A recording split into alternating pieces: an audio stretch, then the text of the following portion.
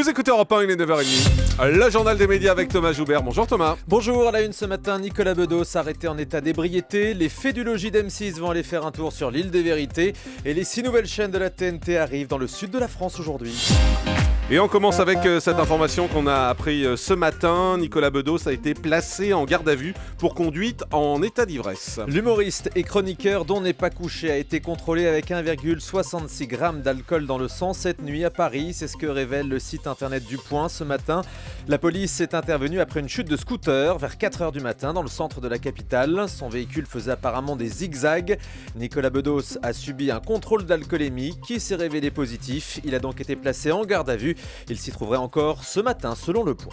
Le prochain tournage de Koh-Lanta pourrait avoir lieu en Thaïlande. Oui, c'est ce que croient savoir nos confrères de Téléstar. TF1 et la société de production pencheraient pour cette destination sur les terres d'origine de Koh-Lanta.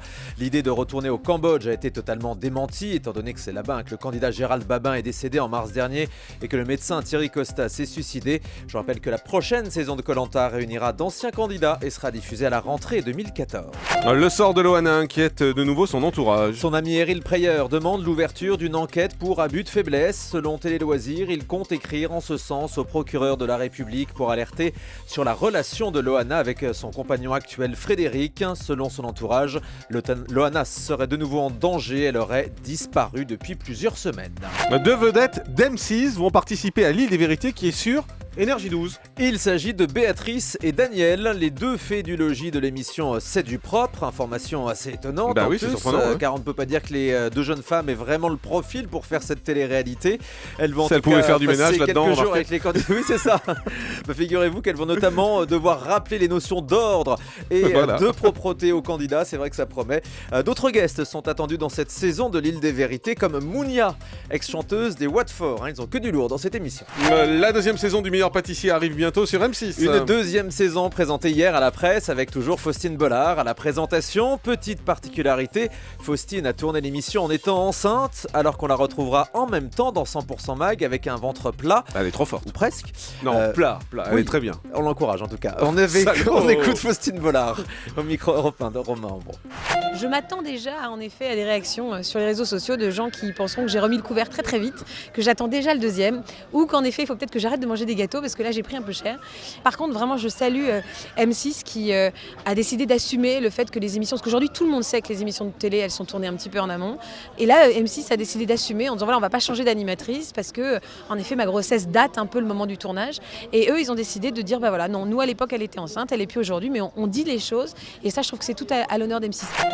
Voilà, bon retour à Faustine Bollard, en tout cas, qui reviendra début octobre, je crois, dans 100% Mag. Exactement. La série de Canal+, bref, s'exporte aux États-Unis. Cette série qui a marqué les téléspectateurs du Grand Journal va en effet être diffusée sur une chaîne américaine à destination des 18-34 ans. Et petite particularité, Bref sera diffusée dans sa version originale, c'est-à-dire en français, et sous-titrée, ce qui ne devrait pas être simple, car si vous vous souvenez bien, les dialogues allaient à toute vitesse.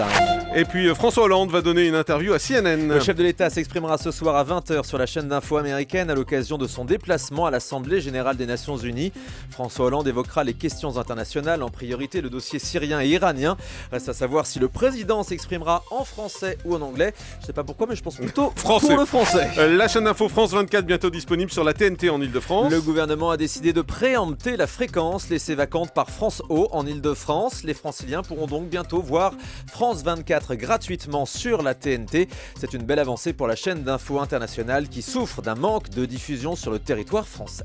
Et à propos de la TNT, justement, les 6 nouvelles chaînes poursuivent leur déploiement. Où elles arrivent aujourd'hui dans le Var, les Alpes-Maritimes et la Corse. Si vous habitez dans ces départements, réinitialisez vos décodeurs ou vos téléviseurs pour découvrir HD1, l'équipe 21, Sister, numéro 23, RMC Découverte et Chérie 25. Vous allez voir, vous n'allez pas être déçus. Ces chaînes sont désormais disponibles sur la moitié du territoire et l'ensemble de la France sera couverte d'ici juin 2015. Je me demande parfois si l'élève n'est pas en train de passer le maître dans la méchanceté en fait. Oui. On termine avec le chiffre du jour. École, Jean-Marc. Vous m'avez tout appris. 16% le chiffre du jour, c'est le temps d'antenne consacré par les JT de TF1 et de France 2 au sujet de société, notamment les faits divers. Voilà ce qui ressort du bilan de l'INA pour le deuxième trimestre 2013. La politique n'est qu'à 13% du temps d'antenne. Viennent ensuite l'économie pour TF1 et l'international pour France 2. M6 a les mêmes priorités. En revanche, sur France 3, c'est la politique qui intéresse le plus. Et sur Canal, l'actualité internationale. C'est intéressant car on voit bien comme ça la différence de traitement traitement de l'info selon les chaînes. Merci beaucoup Thomas Joubert, je vous livre le message de Faustine Bollard à l'instant. Je vais vous tuer les gars, elle a bien raison. A tout de suite sur Europe 1. Le grand direct des médias, Jean-Marc Morandini.